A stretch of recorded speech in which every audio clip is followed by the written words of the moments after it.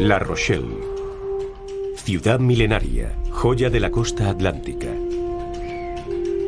Bella a la par que rebelde. Su puerto fue el escenario de uno de los asedios más sangrientos de la historia de Francia. De eso hace 400 años. Las guerras de religión arrasan el reino.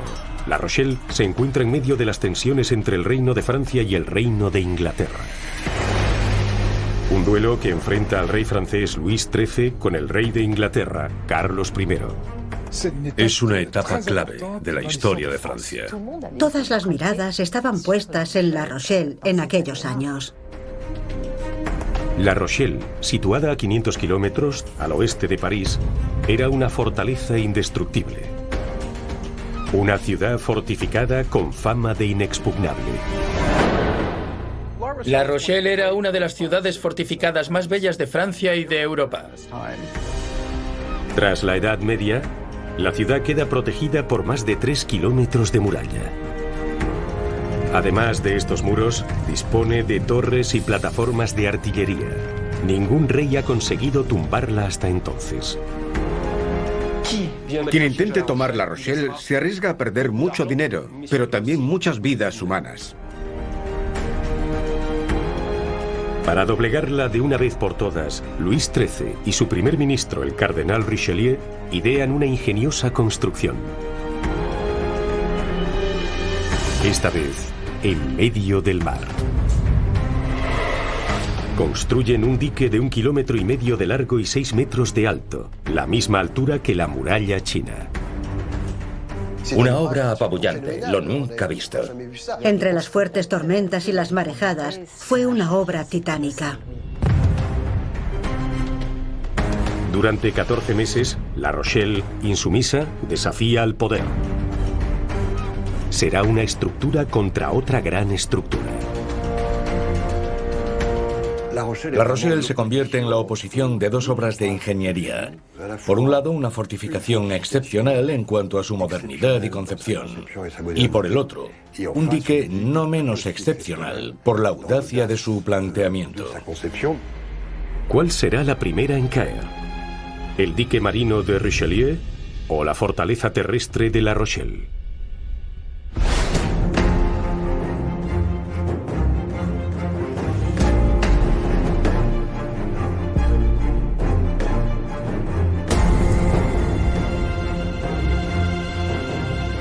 Fortalezas invencibles. La Rochelle, ciudad fortificada.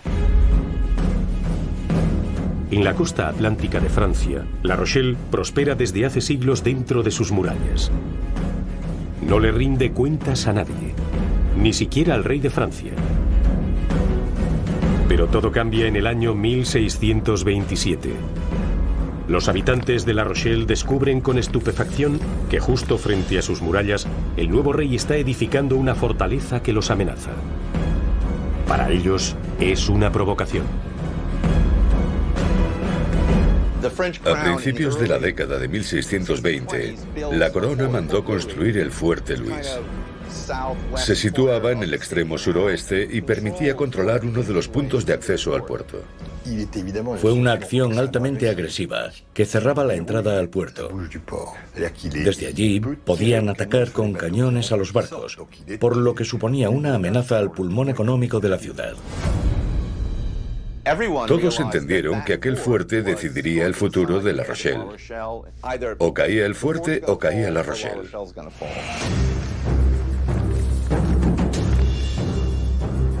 Esta edificación, alzada sobre un promontorio rocoso, contaba con 8 bastiones con cañones que apuntaban hacia la ciudad y su puerto. Fue precisamente el Fuerte Luis lo que prendió la mecha. El 10 de septiembre de 1627, un miembro del Consejo de La Rochelle, un consejero, ve las obras que se han realizado en el Fuerte Luis y decide dar la orden de lanzar un cañonazo.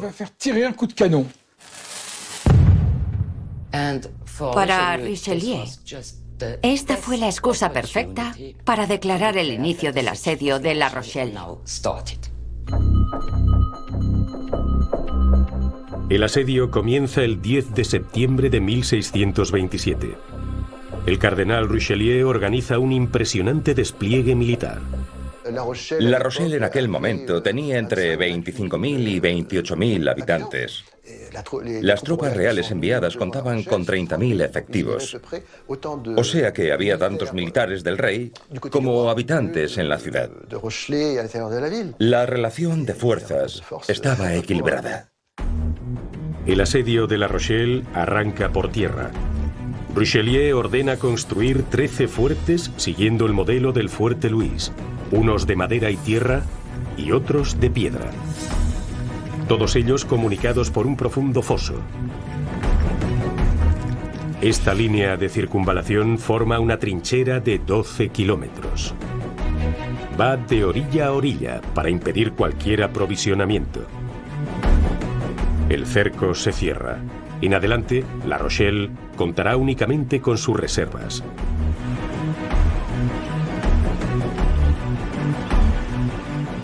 El 12 de octubre de 1627, Luis XIII y Richelieu se personan en La Rochelle para dirigir el asedio. Esto evidencia la magnitud de la pugna. En términos militares, fue un golpe maestro. Fue el cardenal el que quiso expresamente que hubiera una organización militar. Es decir, que el ejército estuviera entrenado, organizado, alimentado y pagado a tiempo. Y con las fortificaciones lo mismo. Las construcciones debían seguir la línea de la ingeniería militar. Fue en La Rochelle donde se puso todo a prueba. Las máquinas, la circunvalación, todo. La Rochelle fue una especie de laboratorio. Un laboratorio del ejército francés para las técnicas del siglo. Pero ¿triunfará Richelieu en la empresa en la que sus predecesores fracasaron? Porque hay un precedente. La Rochelle fue asediada ya 50 años antes.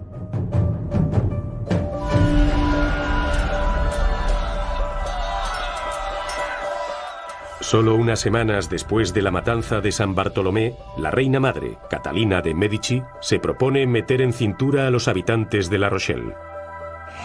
El 6 de noviembre de 1572, el ejército encabezado por uno de sus hijos rodea y bloquea la ciudad. La Rochelle estaba lista para este asedio. Sabían que algún día el rey los sitiaría. Así que sus habitantes comenzaron a construir bastiones alrededor. A la llegada del rey, ya estaban preparados. Habían almacenado grandes cantidades de alimentos. Solo había que esperar a que las tropas se marchasen. Salvados por la campana. A los 6 meses, el hijo de Catalina de Medici es proclamado rey de Polonia. El ejército queda descabezado.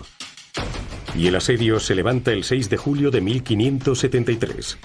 Las murallas de La Rochelle resisten frente al ejército real. 50 años después, Richelieu sabe que estas fortificaciones le darán más de un dolor de cabeza.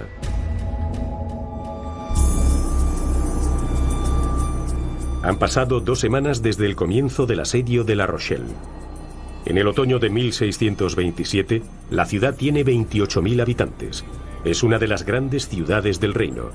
Tiene tanta población como Burdeos. Los habitantes de La Rochelle no saben que van a protagonizar uno de los asedios más largos de la historia de Francia. Ellos están seguros de sus fortificaciones. Hasta ahora, nunca les han fallado. La Rochelle se tiene por una ciudad inexpugnable. Todos saben, en el extranjero y en el propio reino de Francia, que quien intente tomar La Rochelle se arriesga a perder mucho dinero, pero también muchas vidas humanas. Inexpugnable. La Rochelle lo es por naturaleza. La ciudad se abre al océano Atlántico desde el fondo de una bahía y complica cualquier tipo de aproximación. Por mar, está protegida por escudos naturales, como son la isla de Ré, la isla de Deux y la isla de Oléron. Por tierra cuenta con los brazos de mar y unos pantanos alrededor que desaniman a cualquier intruso. La Rochelle es una ciudad inexpugnable porque le da la espalda a Francia. Está al fondo de una península que se extiende en medio de dos áreas pantanosas. Esto deja su único frente de ataque al norte. Hay que decir que las ciudades más fuertes son las que tienen su frente de ataque hacia el norte, ya que eso obliga al asaltante, sea mañana o tarde, a tener el sol siempre de cara cuando va a atacar. A estos escudos naturales se unen unas fortificaciones excepcionales, erigidas a lo largo de su historia. En 1130, la villa se dota de un primer cinturón de protección. Una muralla de 3 kilómetros de largo flanqueada por torres sin mucha separación.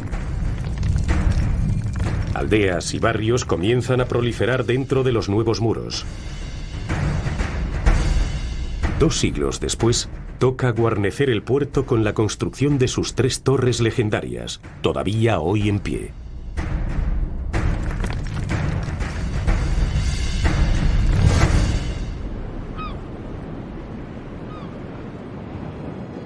A la entrada del puerto está la Torre de la Cadena. En ella almacenan armas y munición. Y también esconden parte del botín recaudado por los piratas.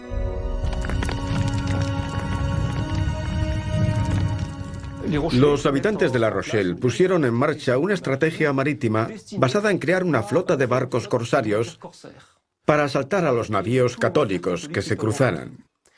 Al volver a La Rochelle, en contrapartida por la legalización de sus ataques en la mar, debían dar a las autoridades protestantes el 10 o el 20% del botín conseguido. Y ese dinero se destinaba a modernizar y a reforzar las fortificaciones de la ciudad. El tesoro financiará por largo tiempo el mantenimiento de las murallas y su modernización incesante. Enfrente de la Torre de la Cadena se erige la Torre de San Nicolás. Este torreón de 37 metros tiene un papel clave. Es el punto de unión de la cadena desplegada entre las 2 torres que bloquea el acceso al puerto. Y es también estandarte del poder y la riqueza de La Rochelle.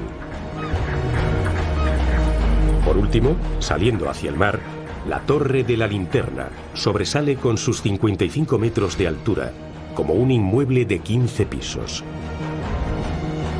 Una proeza para la época. Es el último faro medieval aún en pie y otrora peculiar prisión. Entre sus muros de 4 metros de anchura quedaba prisionero todo aquel que intentara desafiar a la ciudad. Desde lejos, La Rochelle impresiona por sus fortificaciones.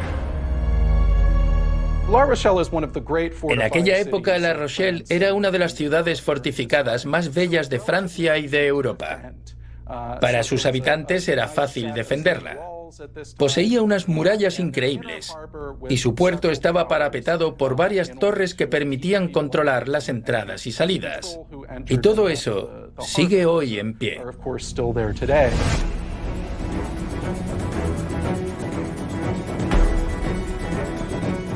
En el siglo XVI, los habitantes de La Rochelle refuerzan sus estructuras medievales. Crean una segunda capa de protección llamada de forma premonitoria la muralla de los asedios. Se compone de 6 bastiones en forma de ases de picas que apuntan los cañones hacia el enemigo. Y alrededor ponen en marcha un ingenioso sistema de regulación del volumen de agua para proteger la ciudad fuera de sus murallas.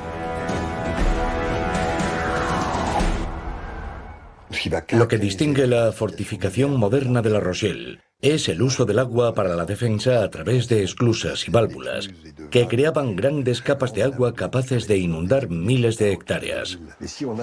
Y es que, aunque haya 20 centímetros de agua, las trincheras no pueden avanzar y la ciudad está a salvo.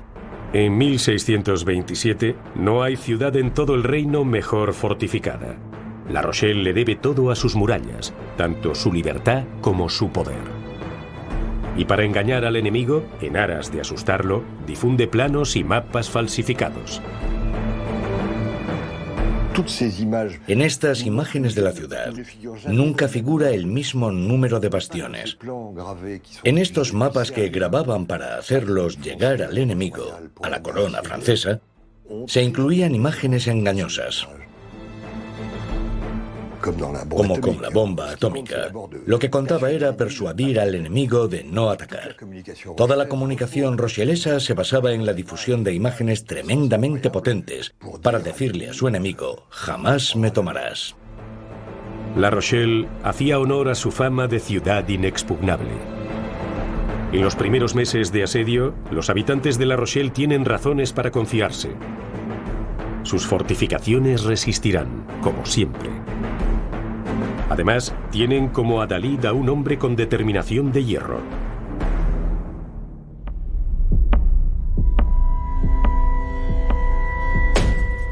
Para dirigirlos, han elegido un nuevo alcalde, Jean Guiton. Este armador ya le había plantado cara de forma heroica a la flota real unos años antes. Será él quien encarne la resistencia de la ciudad.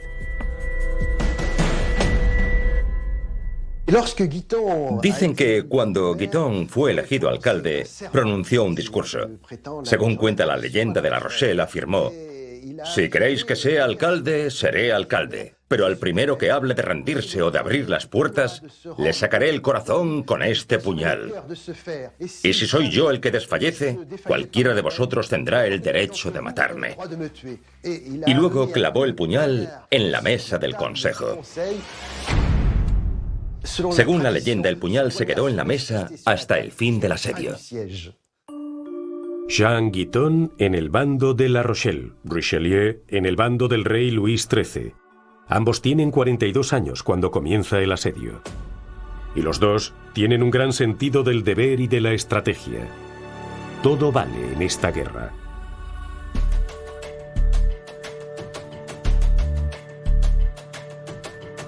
Richelieu infiltra espías en la ciudad para que difundan informaciones falsas. Por su parte, los habitantes de La Rochelle permanecen impertérritos.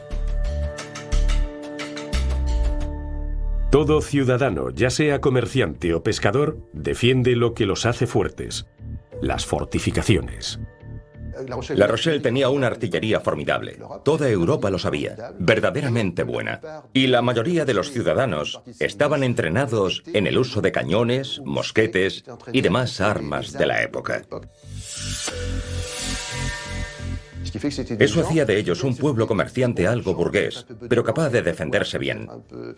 Eran marineros que sabían defender bien su barco.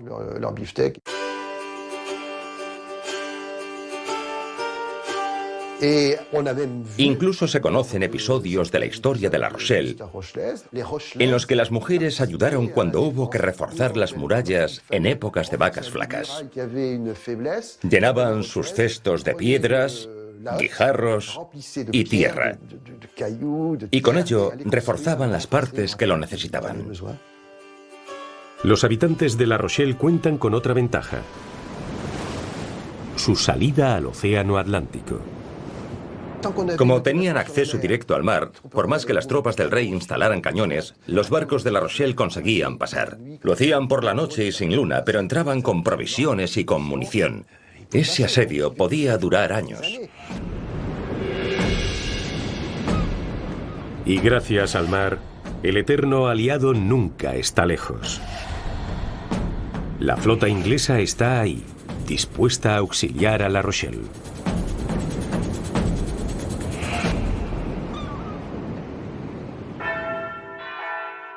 El Reino de Inglaterra tiene una buena razón para interesarse por esta ciudad. Comparten religión.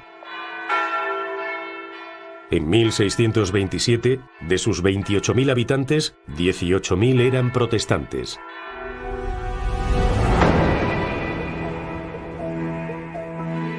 Todos se reúnen en el oficio, en el templo.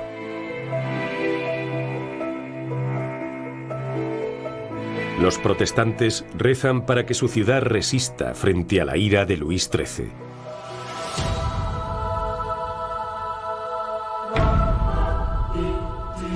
El rey católico no puede tolerar en su reino a estos opositores, para él herejes.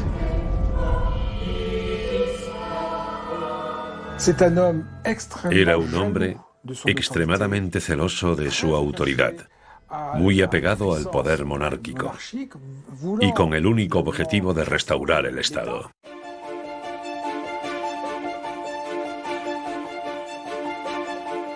Para ello, Luis XIII cuenta con su primer ministro, un hombre firme, el cardenal Richelieu. Armand Jean de Plessis, duque de Richelieu, es al mismo tiempo un hombre de iglesia, un hombre de guerra y un hombre de Estado. Se dan una gran convergencia de puntos de vista entre el rey y su ministro. Los dos hombres, fervientes católicos, se lanzan a una lucha sin cuartel contra aquellos que desafían la autoridad del rey. Richelieu sabe muy bien que si los protestantes resisten después de 1560, es en gran parte gracias a La Rochelle. No en vano, muchos historiadores se refieren a La Rochelle como la capital atlántica del protestantismo francés. La Rochelle es una piedra en el zapato real. Y para que el rey pueda imponer definitivamente su autoridad en todo su reino, hay que ir a por los habitantes de La Rochelle. Y más sabiendo que La Rochelle tiene un aliado de peso, el nuevo rey de Inglaterra, Carlos I. El rival de Luis XIII piensa apoyar a los protestantes de Francia, sobre todo a los refugiados en La Rochelle. Era un puerto importante de la costa atlántica, pero su importancia política era aún mayor. Los protestantes representaban entre un 10 y un 15% de la población francesa, pero la mayoría estaban en el sur o en el campo. A la hora de auxiliar a sus aliados protestantes, La Rochelle era una de las escasas ciudades donde podían hacerlo de forma directa. Para Richelieu y Luis XIII, La Rochelle goza de demasiada autonomía. Hay que retomar el control como sea y erradicar la amenaza inglesa. La amenaza era real. Carlos I, rey de Inglaterra, decide enviar una expedición de apoyo a La Rochelle, su aliada protestante. Es la ocasión perfecta para desestabilizar a Luis XIII. En el verano de 1627, los ingleses asoman por el horizonte. Era una armada enorme, con más de un centenar de barcos, una flota colosal. Llevaba más de 7.000 soldados ingleses a bordo. Para llevar la expedición a buen puerto, Carlos I se apoya en el excéntrico duque de Buckingham. Su aliado tendría un motivo muy personal para desafiar a Luis XIII: su flirteo con la reina de Francia. Para Luis XIII es una provocación desmedida.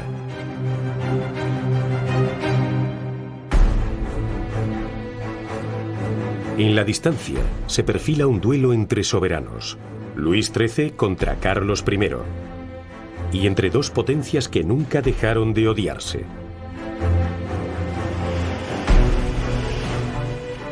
A la cabeza de la expedición a La Rochelle, Buckingham toma un rumbo inesperado.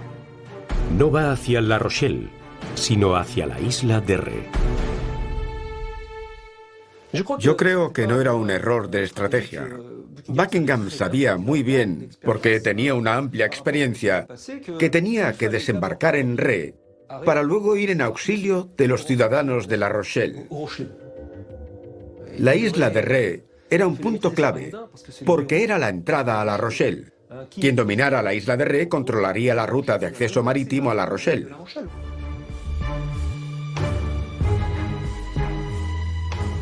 Las tropas inglesas desembarcan en la playa de Sablanceau, al sur de la isla. Para controlar Ré, el duque de Buckingham debe hacer caer dos puntos estratégicos: el fuerte de la Pré y sobre todo la ciudadela de Saint-Martin-de-Ré. Pero en el proceso cometen un grave error, más bien varios. Pasan por delante de un pequeño fuerte que hay en el este de la isla, el fuerte de La Prée. Uno de sus comandantes le dice, hay que tomar ese fuerte antes de atacar la ciudadela. Pero Buckingham contesta, no, vamos directos a la ciudadela. Los ingleses quedan atrapados entre las dos fortificaciones de la isla de Ré. En el otoño de 1627 hay dos asedios a pocos kilómetros de distancia. En el mar, los ingleses rodean Saint-Martin-de-Ré. Y en tierra, los franceses sitian La Rochelle. En ambos casos, las fortificaciones llevan a sus asaltantes al desgaste.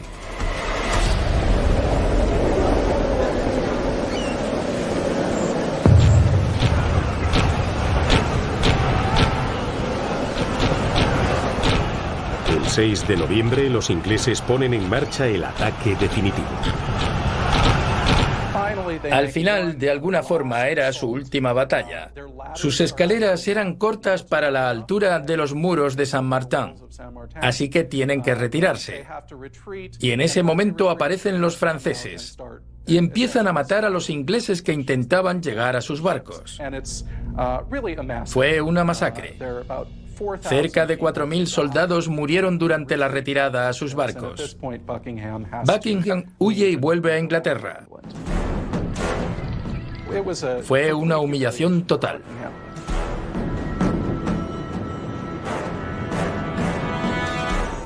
Pese a esta victoria, Richelieu no baja la guardia. Mientras La Rochelle tenga acceso por mar, Richelieu sabe que los ingleses pueden regresar.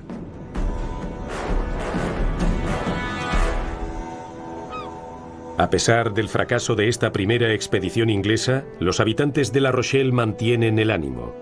Están seguros de que los ingleses volverán a intentarlo. Pero Richelieu busca la forma de cerrar el puerto. Tiene en mente un proyecto sorprendente: construir un dique. La idea no es nueva.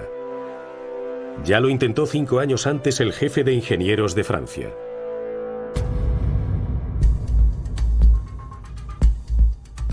El primer proyecto consistía en encadenar una serie de barcos. Pensó que nunca llegaría a tocar el fondo, que era demasiado complejo.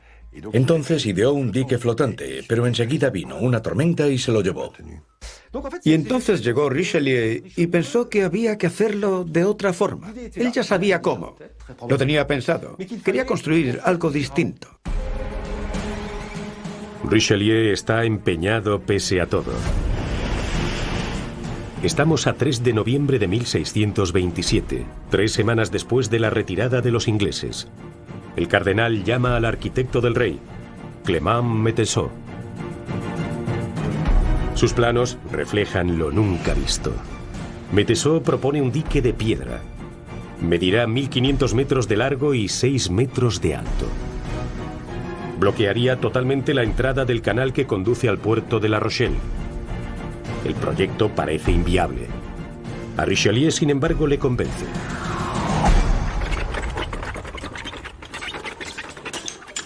Pero, ¿cómo se erige un dique en medio del mar? Primero hay que asegurar los cimientos. Pero la bahía reposa sobre el fango. Clément Méteseau idea un proyecto cimentado a base de pilotes que permitiría estabilizar el dique sobre el fondo movedizo de la entrada al puerto. Una vez los pilotes estuvieran fijos, les hundirían encima barcos llenos de piedras, con lo que crearían un primer cimiento, una primera capa estable, sobre la que luego construirían un zócalo. Richelieu se decanta por una opción rompedora: barrenar barcos pesqueros y comerciales para apilarlos unos sobre otros. Richelieu retira de todos los puertos los barcos más viejos, los compra y los manda a La Rochelle. Busca barcos para llenarlos de piedras y hundirlos. En total hunde 59 barcos colocados en fila. Y los hunde dejando un paso en medio para el agua porque, si no, el dique se derrumbaría en la primera tormenta. Para repeler los navíos que quisieran atravesar el dique, se instala una línea de troncos dispuestos a modo de lanzas gigantes, una estacada. La estacada consistía en vigas colocadas en diagonal, con una inclinación de 45 grados y fijadas formando un triángulo sobre los barcos hundidos en el mar. Con marea baja sobresalían mucho del nivel del mar, pero con marea alta quedaban a ras del agua e impedían que los barcos se acercasen, por temor a quedar empalados en las puntas metálicas de las vigas. Una obra titánica que moviliza a más de 4.000 hombres. Los obreros están expuestos al frío, al barro y a la lluvia. Fueron unas obras bastante costosas. Pensemos que el mar sube y baja. Y en primavera hace mejor tiempo que cuando llegan las tormentas del invierno. Pero también se forman buenas tormentas en verano. Hay marejadas. Tampoco se puede cimentar. Hay que guardar bien las piedras para que no se las lleven las olas. Desde luego, sí, fue una obra titánica. Para el cardenal es una cuestión personal.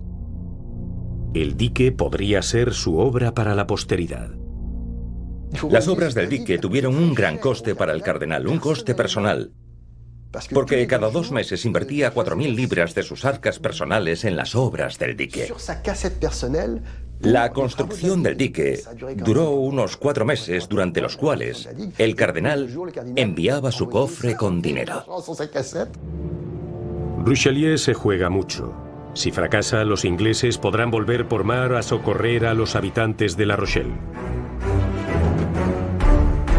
En marzo de 1628 las obras van ya viento en popa, pero Luis XIII se impacienta. Sospecha de un nuevo ataque inglés. Quiere tomar La Rochelle antes de que Carlos I le envíe refuerzos. Pero ¿cómo penetrar en las fortificaciones de una ciudad inexpugnable? Gracias a los espías que tiene intramuros, el cardenal obtiene información. Sobre todo de los escasos puntos de entrada, las famosas puertas de La Rochelle. En el dispositivo rochelés hay un fallo. La puerta Maubec. Se dice que 2 explosivos bastarían para echarla abajo. Era una puerta que no tenía una protección específica por fuera. Todas las puertas que daban al exterior estaban bien defendidas. Pero esta puerta daba a la marisma. Y no necesitaba más, porque la marisma ya era una defensa natural. Pero la empresa es más compleja de lo que aparenta. La puerta presentaba una gran acumulación de obstáculos. No solo había un foso lleno hasta arriba con las aguas del Maubec, el canal Maubec, sino también un puente levadizo. Luego viene la primera esclusa, cerrada por un portón. Después, un largo pasillo acodado donde se esconden 40 soldados en emboscada. Richelieu prepara minuciosamente el plan de ataque con sus espías infiltrados en la fortaleza.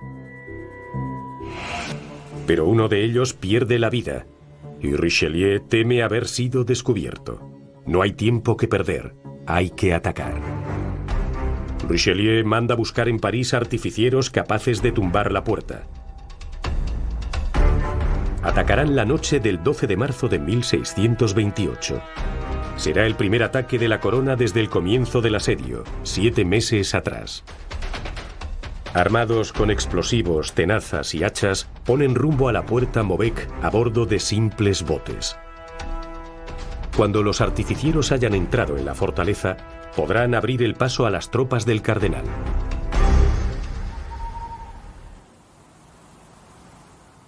Richelieu se sitúa al norte, detrás de la puerta Cuñes, acompañado por 1000 caballos y 4000 hombres a pie.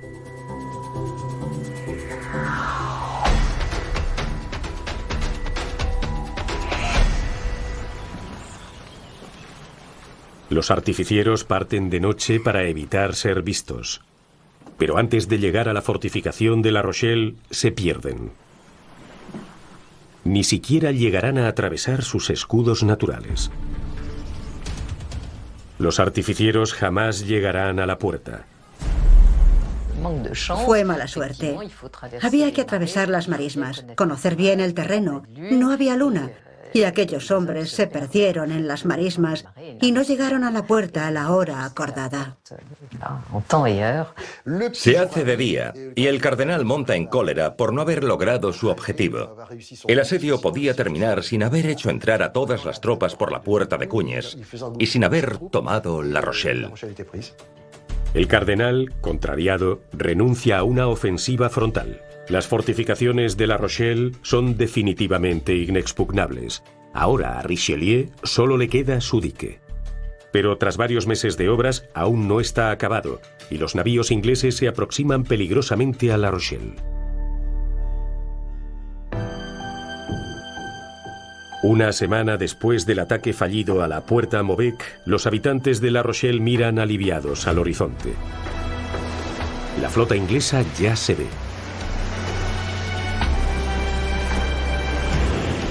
Los ingleses han elegido el momento perfecto. Llegan justo después de una gran tormenta. Las obras del dique están paralizadas.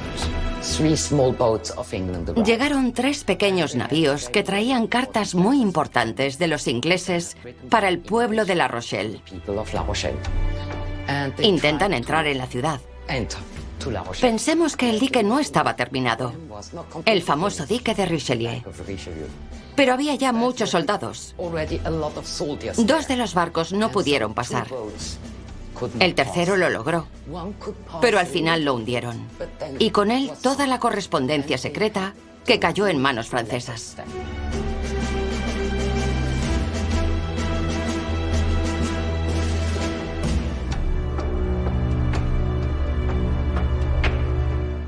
Eso significa que Richelieu y Luis XIII se hicieron con los planes de ataque elaborados por los ingleses. Esas cartas fueron un regalo para Richelieu. Por ello, 2 meses más tarde, durante una nueva misión de aprovisionamiento, la flota inglesa acaba atrapada. Los barcos franceses los esperaban con la orden de atacar. La marina inglesa está aterrada. Asumen que los estaban esperando. La flota inglesa se va sin ni siquiera haber combatido.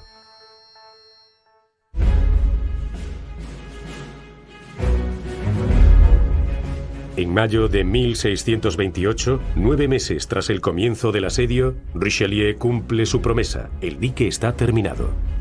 El dique era excepcional. Era una obra absolutamente magnífica, lo nunca visto. De un lado al otro del canal medía 1,5 kilómetros de largo aproximadamente. Una cosa faraónica. 50 barcos fueron sacrificados para asegurar sus cimientos. Y toneladas de roca y piedra se trasladaron para consolidarlo. Habrá que esperar más de 350 años para que el famoso puente de la isla de Ré, una megaestructura también en el mar, rivalice en longitud con el dique de Richelieu.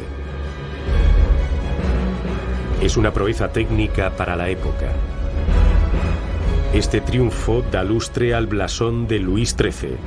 Se convierte en una gran herramienta de propaganda. Fue quizás el acontecimiento político del siglo XVII que inspiró más publicaciones, más grabados y más imágenes en toda Europa, que tenía los ojos puestos en lo que sucedía en La Rochelle. En adelante, el conflicto entre católicos y protestantes se encarna en estas 2 construcciones de excepción. La Rochelle se convierte en la oposición de 2 obras de ingeniería. Por un lado, una fortificación excepcional en cuanto a su modernidad y concepción. Y por el otro, un dique no menos excepcional por la audacia de su planteamiento. ¿Cuál de las 2 saldrá victoriosa? Septiembre de 1628. Hace casi un año que La Rochelle permanece sitiada. El gigantesco dique aísla del mundo a sus 28.000 habitantes. A partir del momento en que el dique está ahí, provoca un efecto psicológico tremendo de aislamiento, bloqueo y hambruna. ya que ningún barco puede acercarse para auxiliar a la ciudad. Una situación dramática para los habitantes de La Rochelle, que mueren de hambre. Dentro de la muralla se vive un infierno.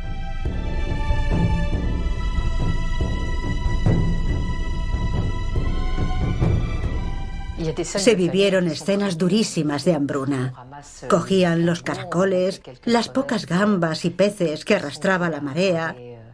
Se comían las hierbas que crecían en los muros. Lo bueno es que, como era una ciudad comercial, había existencias de especias y azúcar y todo lo que fueran pieles.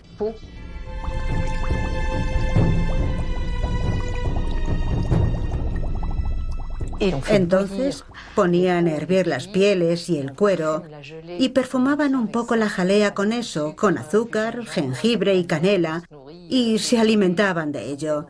Los ingleses no le habrían hecho ascos. La gente metía a la cazuela hasta sus actas de matrimonio, porque se escribían en pergamino.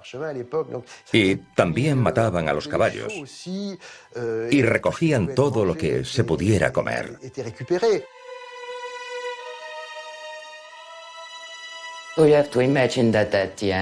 Y por supuesto, al final, los supervivientes se comían a los que habían muerto.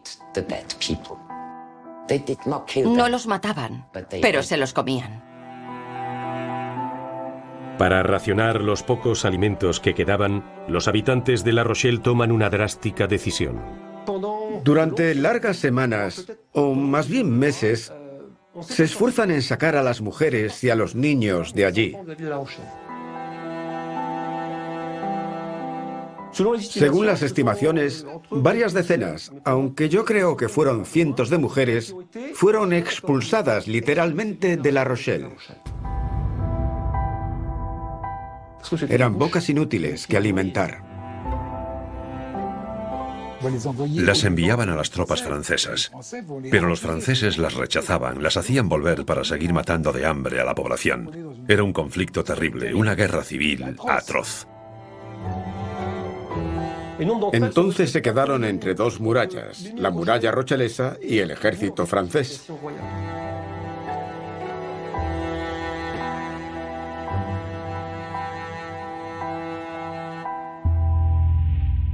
Pero ahora que la situación es desesperada, un rumor circula por la ciudad. Inglaterra está a punto de lanzar un ataque decisivo para liberar La Rochelle. Los asediados saben que es su última esperanza. Los habitantes de La Rochelle esperaron a los ingleses hasta el último momento, y cuando volvieron en septiembre, supieron que aquella era su última esperanza.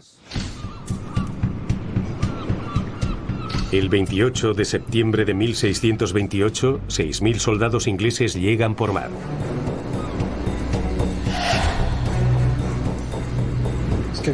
La flota traía 150 navíos, de los cuales 60 eran de guerra. Esta vez superaban por mucho a la flota francesa, que solo contaba con 30.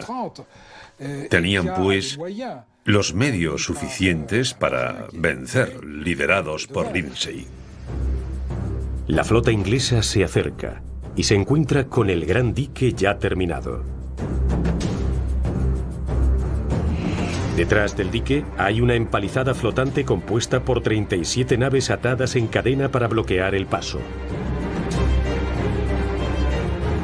Delante, frente a la estacada, han colocado una treintena de barcos preparados para abrir fuego. A pesar del riesgo, los ingleses se dan a la batalla.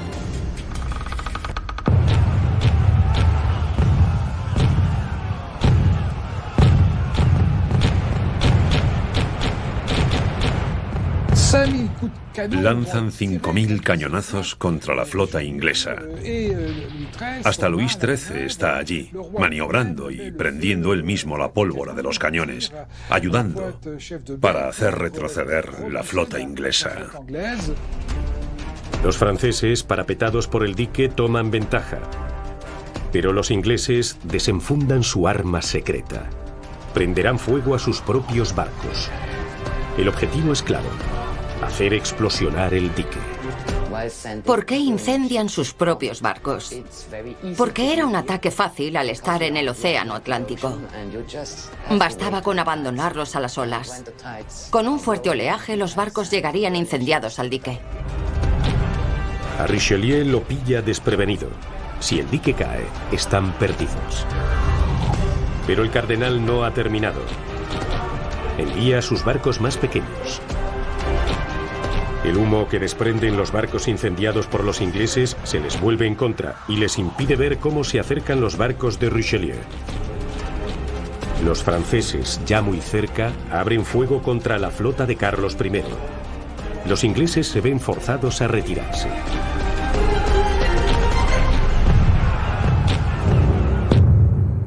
Nunca lograron atravesar el dique. El obstáculo era demasiado grande. No pueden hacer más si se repliegan. Vuelven a Inglaterra sin haber auxiliado a La Rochelle. Al otro lado de la fortificación, saben que la guerra ha terminado. Tras 14 meses de asedio, La Rochelle va a caer. El 28 de octubre de 1628, el alcalde Jean Guiton se rinde. Casi 420 días de asedio. Pocas ciudades han resistido tanto contra su opresor. Lo que más me fascina de este asedio es la capacidad de resistir, de no flaquear. Cada uno por la razón que sea, claro. El pueblo de a pie, los artesanos y demás, resiste por razones religiosas. Y luego, la burguesía por mantener sus privilegios económicos. Pero al final, todos resisten 14 meses frente a un ejército de 30.000 hombres. Es cuanto menos sorprendente.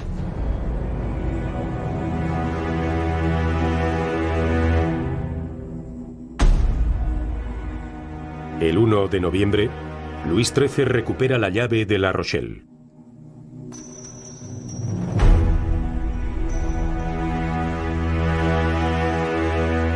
El balance es devastador. De los 28.000 habitantes que había en La Rochelle, solo 5.400 sobrevivieron. La mayoría de los supervivientes fueron perdonados. Richelieu reconoce el coraje de los sitiados. La corona acepta perdonar a los rebeldes. Solo unos cuantos, personalidades importantes, fueron desterrados. Uno de ellos, Jean Guiton. Pero también fue un elemento de propaganda. El rey vencedor es también un rey capaz de perdonar. Eso es importante tanto para mostrar su clemencia como para unir a su reino. Con su victoria en el asedio, el cardenal Richelieu y Luis XIII sientan las bases de una monarquía absolutista.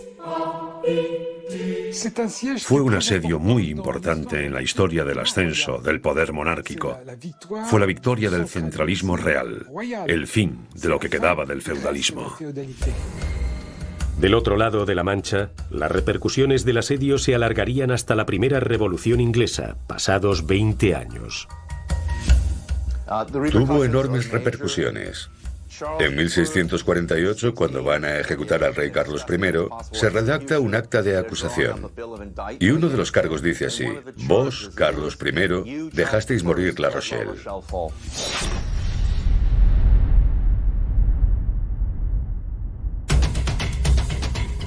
El dique venció a la ciudad fortificada, esa que se decía inexpugnable. Al término del asedio, el rey Luis XIII ordena la destrucción de todas las fortificaciones salvo las que dan al mar. Del gran complejo defensivo solo queda el recuerdo. Solamente podía quedar el dique. Pero no contaban con el factor sorpresa. Unos días después de la rendición de La Rochelle, una tremenda tormenta arrasa la bahía. Gran parte del dique quedó destruido unos días más tarde del fin del asedio. Por unos días, La Rochelle no ganó la guerra. Hoy, los vestigios de los cimientos del dique se adivinan solo con marea baja. Pero el fantasma del hombre rojo sigue presente en el puerto. Donde un día estuvo el dique, hoy hay una baliza conocida como Torre Richelieu. El cardenal continúa vigilando la ciudad rebelde.